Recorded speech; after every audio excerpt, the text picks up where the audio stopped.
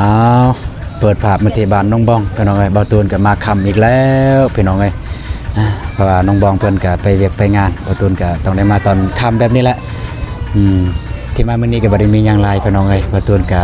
สิมาสักส่วนน้องแล้วก็ครอบครัวของน้องไปกินข้าวสามัคคีอยู่เฮือนอื่นเพราะว่าอยู่บ้านบ่าวตูนเพิ่นจะได้เฮ็ดบุญบ้านพี่น้องเนาะก็จะไปส่วนน้อง ไปกินข้าวกินน้ำอยู่เฮือนอยู่ศาลบ่าวตูนนั่นแหละทางครอบครัวเลยพี่น้องเนาะเข้าไปหาน้องเพิ่นก็กราบทักทายสบายดีเด้อสบายดีพ่อแม่พี่น้องหมดสุขสุขคนเนาะก็ยินดีต้อนรับซ้อมอัตูนชาแนลคือเก่าพี่น้องเนาะไปหาน้องบองเพิ่นเลยพี่น้องเอ้ยบ่ฮู้ว่าน้องเพิ่นเฮ็ดหยังอยู่ตอนนี้เพิ่นมาแต่หัวแต่ส่วนแล้วบ่แล้วก็ไปหาทางครอบครัวน้องเพิ่นเลยไปเรียนเฮือนเรียนซ่านนั่นแหละไปพี่น้องเอ้ยบ่ตูนก็บ่ได้ซื้อหยังพี่น้องเอ้ยเนาะบ่ตูนก็ซื้อปลาทูให้พ่อแม่น้องเพิ่นพี่น้องเอ้ยไป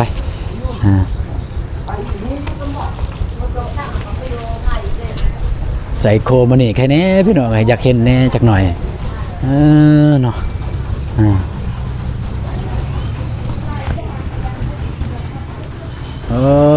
สักเครื่องปัดโซสบายดีมุมสบายดีเด้อมุมเด้อพอดีเลยเห็นอยู่นี่สบายดีอยู่หันแหละสิลมนิดนึงมื้ออื่นไปเล่นเฮือนเด้อยินบ่มื้ออื่นมีเฮ็ดบุญบ้านแล้วก็ไปกินข้าวกินน้ำอยู่เฮือนลูกเด้อยินบ่ทั้งเบิดนั่นแหละครอบครัวยินบ่คันว่างก็อยากให้ว่างนั่นละคันบ่จำเป็นไปทางอื่นนะเซ็งนะไม่เซ็งนะคาเวียกเก็บกาแฟเอ้ยตายแล้วบุญบานลูกทันทีแล้วว่าคาเวียกตาย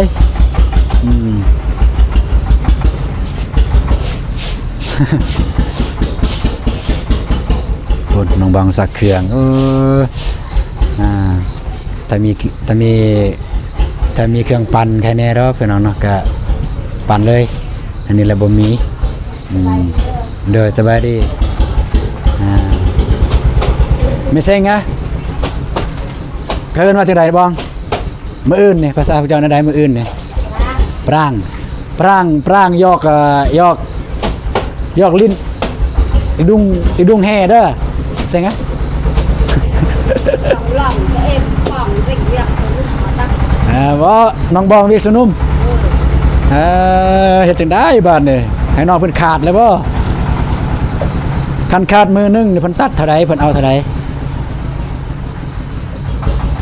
บ่บองแสนนึงโอ้ยแสนนึง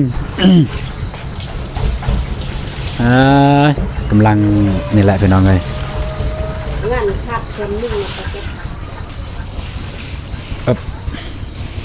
โอเคเอาอันนี้ให้แม่เพิ่นก่อนเลยแม่สิกินข้าวเอาอาซิวเห็นว่าน้องบองเพิ่นว่ามากินสิซื้อปลาทูมาให้เด้อเด้อกินข้าวกินน้ำแล้วบ่ยังท่านได้กินพอดีเลยซั่นเลื่อมตาพี่น้องเอ้ยเลื่อมตากับแสงไฟอันนี้พี่น้องเนาะมามืดมาค่ำอีกแล้วพี่น้องเอ้ยบ่ตูนต้องได้ไปหาเบิดทุกคนเลยอยู่นี่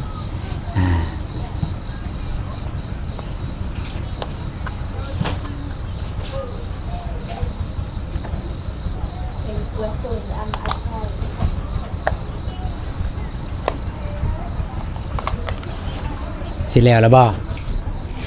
ฮะยังหลายบ่ให้สักซอยบ่เป็นนั่นเอ้าพี่น้องเลยเนาะ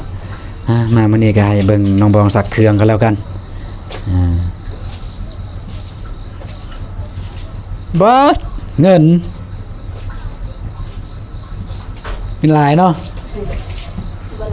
หลายแล้วสำหรับอ้ายสำนี้เอ้า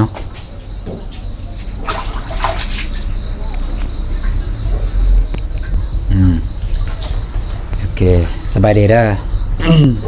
โดยสบายดีเด้อไอ้ตู้แล้วก็สบายดีพ่อแม่ผู้ใหญ่ใจบุญทุกท่านแล้วก็สบายดี FC ฟังไทยฟังลาวหรือว่าจะต่างประเทศหรืออยู่ในบ้านเฮาก็ขอสวัสดีสบายดีเบิดสุขุสุคนเด้อ ได้ไปจังได๋คือว่าสักตอนนี้หากันมาแต่เวียกบ่ โดยบ่มีเวลาซัก ใส่ว่ามากันไปสนุ่มหรือไปไวมาไว โดย แสดงว่ามาแต่เวียกหันมาลังลิ้น อยู่ไส บ่แสดงว่ามาแต่เวียกนี่มานั่งลิ้นอยู่เฮือนเลยจึงซักเครื่องแม่นบ่มาแล้วก็มาซักเครื่องเลย โดย บ่แม่นมานึ่งข้าวนึ่งน้ำบ่ บ่ แสดงว่ามื้อนี้บ่ได้นึ่งตัวแล้วหั่น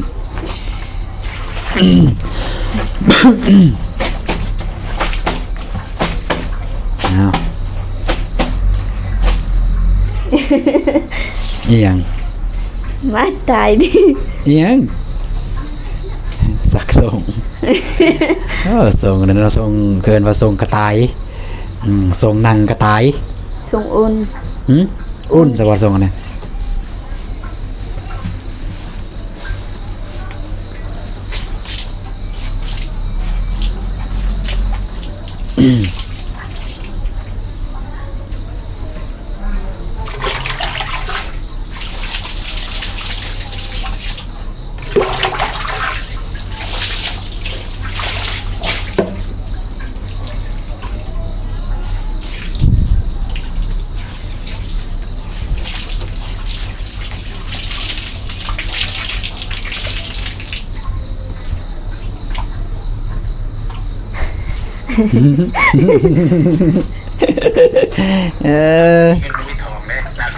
อันน่ะ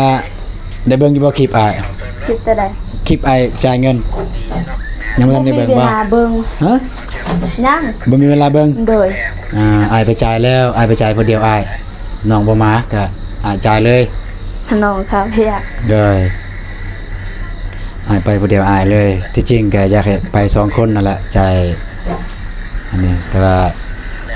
น้องเพิ่นคาเวียกเพิ่นเอาไว้จักสอบมื้อนี่ ได้เป็ดคุ 8คุ เด้อ โยไหวเนาะบัดอันไปเฮ็ดเวียกเจ้าของได้แต่6คุบ่ กาแฟดก ว้าวเพิ่นขายเลยบ่ อยู่ ของคนในบ้านได้บ่ โดย ของผู้ใด ของนาบาว โอ้นาบ่าวหลายเนาะนาบ่าวเจ้า หลาย อืม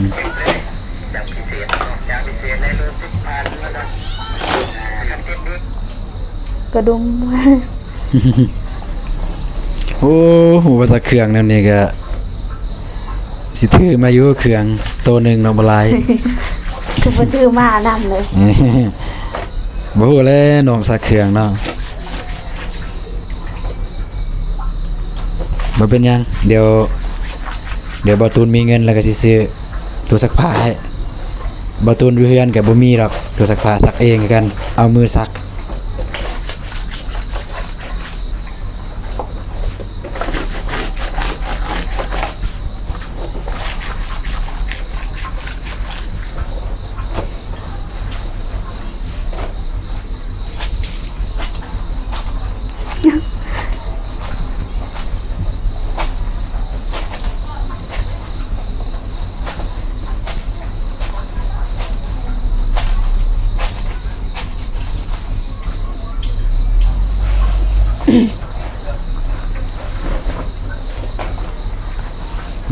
ยังจักโตน่ะ 3 เครื่องนองเบิดเลยบ่ โดย คือบ่เคยเห็นนุ่งกันน่ะ คือบ่เคยเห็นนุ่งเครื่องมันเครื่องอัน ส่งเด้ ส่งอันนั้นก็บ่เคยเห็นนุ่ง นั่นนี่บ่ เด้อ ก็เคย บ่นะ ไปกินสินดาดบ่แม่นสินดาดไปกินเสสวนอยู่เฮือนน้องก็เด้อได้นุ่ม ส่งลายธงลายส่งอีหยังเพิ่น ส่งลาย 6ธงอันนั้นเด้ ฮะ ส่งนั้นเด้คือบ่เคยเห็นนุ่ง ตอนไปงออายเด้นุ่ม เออส่งอ้ายซื้อซะ โดย แม่นว่าแต่ว่าทรงนั้นงามได้โอเคเพิ่นเนาะก็รอท่าให้น้องเพิ่นซักเครื่องซักของเรียบร้อยก่อนแล้วก็ ตัวเดียวนี่แหละ อย่างตัวเดียวนี้ โดย ตัวนั้นเด้ จะน้อยซักแล้วก็อาบน้ำ โอ้ยอายมารบกวนน้องตี้เสียน บ่เป็นหยัง บ่ได้แล้วนั่นนี่มารบกวนนี่ให้ไอ้ซักบ่ บ้า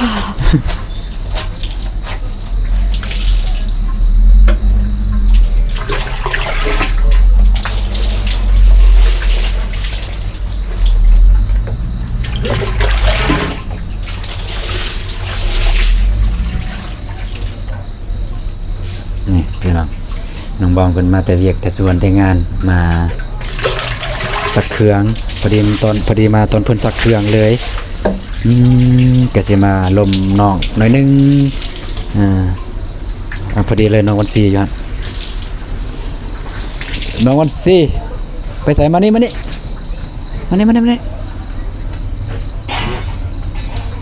สบายดีเด้อสิไปใส่นะเหลื่อมตาเด้ออยู่หันแล้วมันจำโพด สิไปใส่นะ ไปเบิ่ง สิเบิ่งกาแฟ เบิ่งเขาขาย เบิ่งขายกาแฟเบิ่งแป๊บนึงจักหน่อยน้องเพิ่นบ่อยู่ว่า เอา สิ ไม่เนี่ย ฮะ ไม่ นั่นแหละเอาไม้มาได้ไม้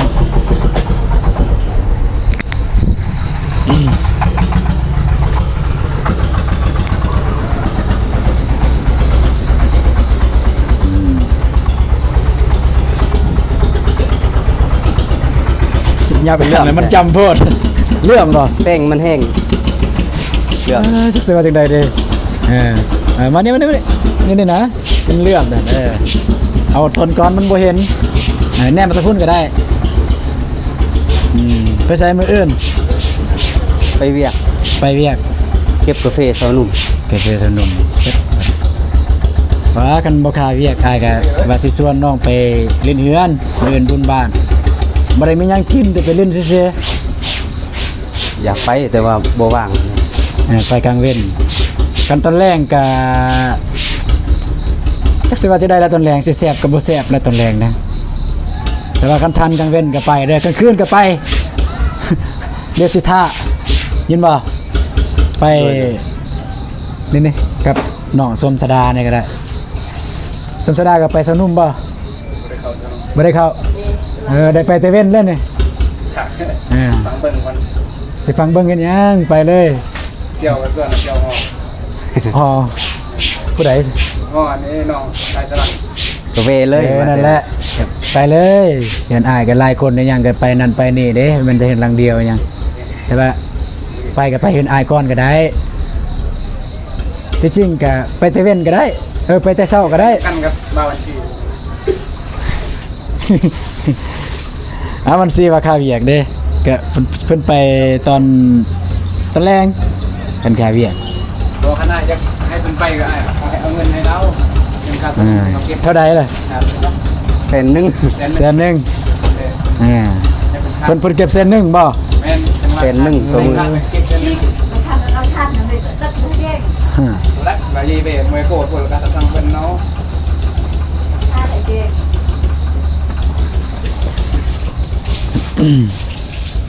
ที่จริงก็พอไปเวกโซนุ่มมานะ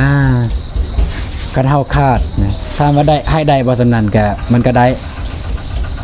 แต่ว่าเวกโซนุ่มเนี่ยขั้นคาดมันก็เกินว่า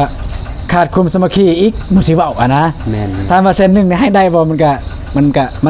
ถ้ามาแพงบ่มันก็แพงถ้ามาให้ได้บ่มันก็ได้อ่ะนะ แต่ว่าเรื่องคันมาเขาจำเป็นอย่างดีกับคันได้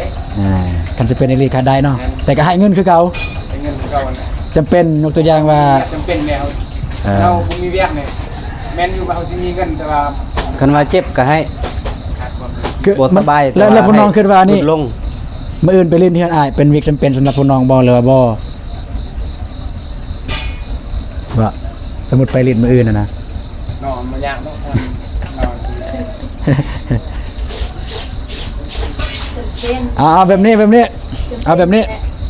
แล้วแต่พวกน้องเลยอ้ายสิเฮ็ดจำเป็นพวกน้องก็บ่เป็นน่ะเพิ่นเป็นเขานุ่มอ่ะนะคันขาดไปหมู่สิเว้าเฮาบ่มีความรับผิดชอบหมู่สิว่าเฮาขาดคุมสามัคคี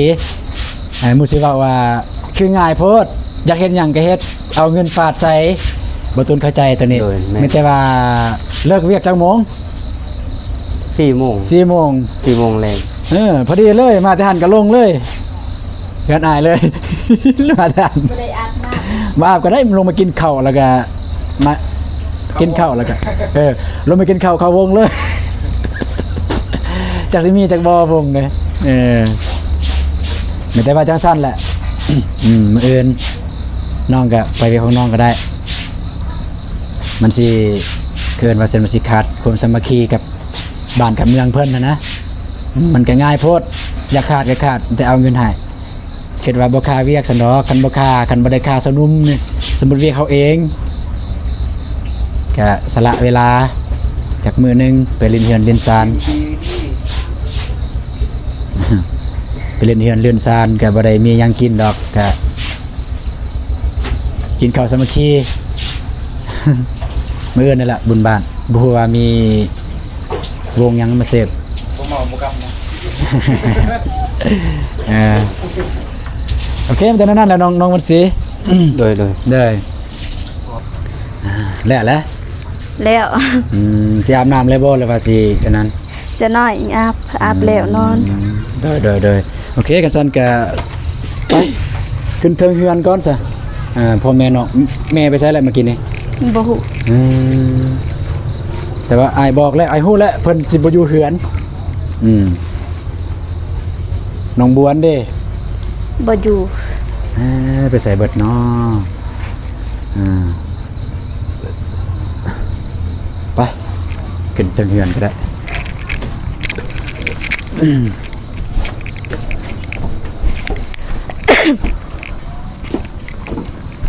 แต่ก็บ่เป็นหยังพี่น้องไอ้บ่ตูนได้บอกอยู่แม่น้องบองเมื่อกี้นี่ตั้งจะให้ลมกับน้องบวนกับพอน้องบองนี่ก็สิลมบ่ฮู้เรื่อง โดย ลมกับน้องบองแล้วก็ลมน้องวันศรีแล้วก็ลมกับแม่จึงได้ฮู้เรื่องในจักหน่อยหนึงพี่น้องเนาะก็บ่แม่นน้อยดอกก็หลายเติบกับน้องบองนี่ไปพี่น้องเอ้ยตั้งกล้องก่อนมันสิบ่เห็นปานใดโอเคเอาบาทเนี่ย ยินนะบ่ไอ้รวมกันกับน้องวันศรีเมื่อกี้นี่ ยิน แต่ว่าก็บ่เป็นหยังแต่ว่ามื้ออื่นน้องไปใส่มื้ออื่น สนุ่มคือกัน สนุมคือกัน โดย อีกแล้วผู้นี้ก็สนุมผู้นั้นก็สนุมที่จริงเนี่ยอ้ายก็อยากให้น้องไปสวยเวียกอ้ายนั่นแหละผู้ใดแม่บ่ขึ้นมาเลยแม่ขึ้นมาเลยเต็งภาษาเลยไปนั่งพุ่นก็ได้อยู่ท้องคนเลยมีเวียกสิลมน้ำเมื่อกี้นี่เว้า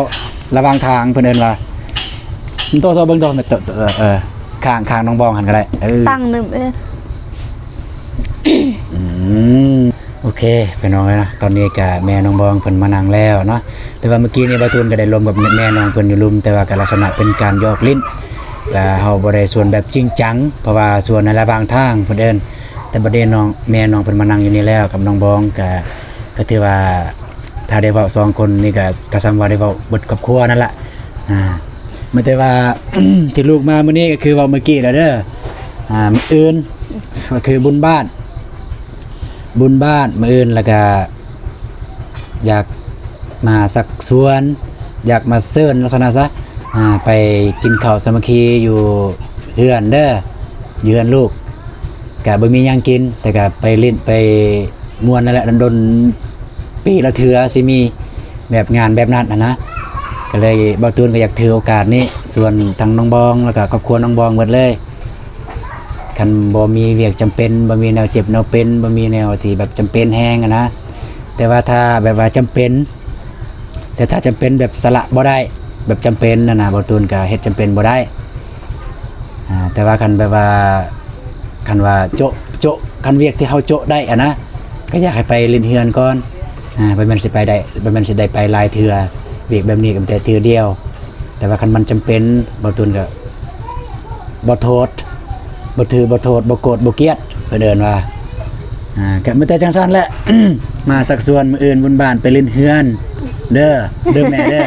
บอกน้องบวน บอกน้องบวนบอกพ่อบอกน้องวันศรีเบิดเลยเฮือนพวกเจ้า มีโจม เป็นแนวใดบอกน้องบองบอกเพิ่น มีโจมมาเต้นผู้ ฮู้บ่ ผู้ คันฮู้ก็มาแต่จังซั่นละมื้ออื่นเด้อ โดย ไปเล่นเฮือนกันแบบบ่มีหยังจำเป็นบ่มีหยังค้างคาแต่ว่าน้องบองนี่ลูกอยากให้น้องบองนี่ไปแต่เช้าเด้อกันแบบว่าน้องบองเพิ่นบ่ได้ไปทางอื่นบ่มีแนวจำเป็นคือลูกเว้าหั่นล่ะอยากให้น้องบองมันไปแต่เช้าเลยก็อยากให้ไปสบายง่ายๆก็อยากไปซอยงานว่าซั่นซะอยากไปซอยงานไปเบิ่งแขกคนนำกันกัน โดย คิดว่าสิได้บ่น้องบองไปแต่เช้ามื้ออื่นคันได้ก็อาจสิลงมารับ ได้ ได้บ่ ได้ เอาดีๆกันเอาน้องว่าน้องไปเวียกสนุมน้องขาดน้องสิบ่เสียว่าซั่น กะเสีย แน่ แต่ว่าบุญบ้านของอ้ายมีแต่ว่าปีหนึงเฮ็ดเทื่อเดียว ปีหนึงเฮ็ดแต่เดียว โดย น้องก็เลยอยากสละ สละไป โดย นั่นน่ะ โอเค อันนี้คือการตัดสินใจของน้องเพิ่นพี่น้องเอ้ยเนาะมีแต่ว่ามื้ออื่นแหละก็สิลงมารับแต่เช้าน้องเพิ่นมันสิลงมารับแต่เช้าปุ๊บแล้วบ่ตูนก็สิเข้าตลาดตะลีบ่ไปซื้อผักหญ้าผักหอมเพราะว่าบ่ตูนก็ได้สักส่วนคนอยู่ในบ้านนี่ก็คือว่าแบบปีก่อนปีกายบ่ตูนบ่เคยส่วนคนอยู่ในบ้านนี่คนบ้านเฮานี่บ่เคยเลย แต่ว่าปีนี้คือครั้งแรกเลยได้ส่วนบ่แม่นแต่น้องบองที่บ่ตูนส่วนแต่น้องบองน่ะอยากน้องบองน่ะไปแต่เว้นเลยไปแต่เช้าไปสวยกินเฮ็ดยากอยู่พุ่นแต่ว่าแม่นี่ก็สวยๆไปก็ได้หิวข้าวแล้วจึงไป ไม่แต่นั้นเด้อแม่เด้อไปได้กันบ่ไปสิบ่มาเฮือนได้บัดนี้ ไปเล่นเอาไปซ้ำแบบไปกินข้าวถ้ามันจำเป็นอีหลีอยากไปทางอื่นไปกินข้าวปุ๊บแล้วก็ถ้าอยากไปทางอื่นโอเคก็เบิ่งอันนี้บ่ตูนกับบ่จักสิว่าขอแต่ไปแล้วก็ได้ขึ้นเฮือนลูกแล้วไปกินข้าวกินน้ำกินข้าวกินปลาอยู่หั่นแล้วก็จึงไปทางอื่นแต่ว่าคันบ่มีเวียกสิไปทางอื่นก็อยู่หั่นแหละฮอดเช้าฮอดค่ำก็บ่มีหยังกินก็อยู่ไปจังซั่นละ เด้อแม่เด้อ อ้อยโดย อันนี้แบบมาส่วนบ่ตูนบ่เคยส่วนเลยอีหลีพี่น้องเอ้ยแล้วก็ครั้งแรกเลยบ่ตูนส่วนแบบว่าแบบว่าไปส่วนจังซี่สมมุติบ่ตูนแบบผู้สาวเนาะคือน้องบองที่ผู้สาวแล้วไปส่วนทางพ่อแม่ทางไปนำกันแล้วบ่เคยคันสิส่วนก็ส่วนทางแบบว่าโทรศัพท์เป็นหยังว่ามื้ออื่นมาลินเฮือนเด้อประมาณนั้นล่ะแต่ว่าจังซั่นล่ะแม่ก็สิบ่รบกวนแม่แล้วซำนี้แหละ